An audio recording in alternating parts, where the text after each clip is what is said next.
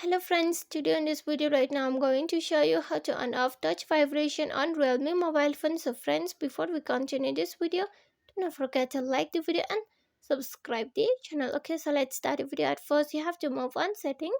Then from here you can see this is the sound option. Just click on sound. After you have been click on sound, you have to scroll down.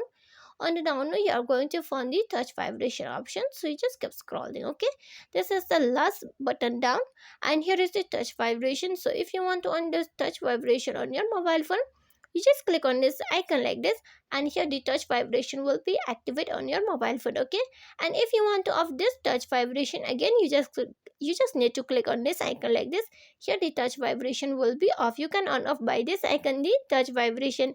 Here is the touch sound, and here is the touch vibration, so you can on off by these icons. Okay, and friends, if you love the video, do not forget to like the video, share the video and subscribe the channel, and thanks for watching.